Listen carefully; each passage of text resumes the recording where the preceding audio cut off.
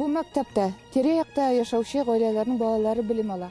38-нче мәктәп ул Оренбур шәһәрендә татар телен тирәнтен өйрәнүче бердән-бер мәктәп. Хәзерге вакытта бу мәктәптә 245 бала белем ала.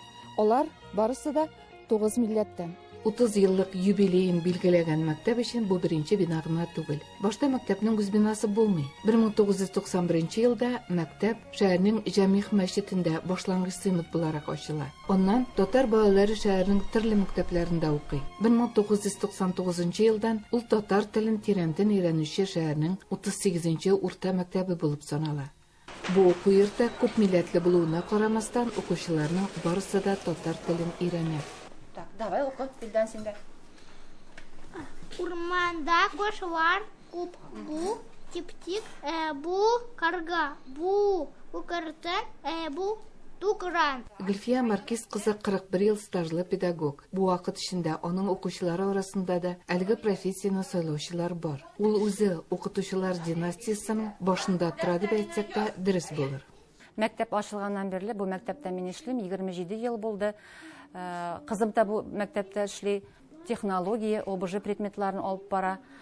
Оныгым да пединститутта укый. Ике оныгым да бу мәктәпне бетерделәр. Венера Анатольевна Ищенко, рус теле һәм әдәбияты укытучысы. Әлеге мәктәп белән 1998 елдан бирле җитәкчелек итә. Бүгенге көндә коллективта 23 югары белемле педагог, 4 җитәкче. Алар арасында президент гранты иясе, 8 дәүләт бүләкләре, мактаулы исемнәргә лаек булучылар. Укучылар Оренбур өлкәсенең чиктәш төбәкләре белән дә таныша. Бигрәк тә укытучылары Земфира Гареева балаларның зур игътибарын Татарстанга юнәлтте. Татарстанга нәрсәдә барырга була? Автобуста. Автобуста. Мин бу мәктәпкә 96 елда килдем. Беренче сыйныф бирделәр миңа. Элекке балалар белән әгәр дә чагыштырсак, әлеге балалар татар телен бик белмиләр. Элегрәк балалар яхшырак белә иделәр. Башлангыч сыйныфлардан соң татар теле дәресләренең сәгатьләре арта тора. Һәм менә шул вакытта укучыларга инде төрле олимпиадаларда катнашырга мөмкинлекләр барлыкка килә. Исәнмесез укучылар? Исәнмесез, саумысыз? Кәйфләрегез ничек соң? Кояшлы иртә кебек, Тукай телен, анам телен өйрәнергә дип килдек. Утырыгыз. Ләлә Вагиз кызы Языкбаева 23 елдан артык педагогик стажлы булган татар теле укытучысы. Уку йортында олимпиадаларга әзерләнү өчен, дәреслекләр дә, информация алу өчен әдәби китаплар да җитәрлек. Антоним. Өлкә олимпиадасында 8-нче сыйныф укучысы җиңде. Һәм менә төбәк ара олимпиадасында Казан үткәрде инде. Шулай ук призер булды менә быел. Хәзер инде халыкара олимпиадага әзерләнәбез апрель аенда, Алла бирсә.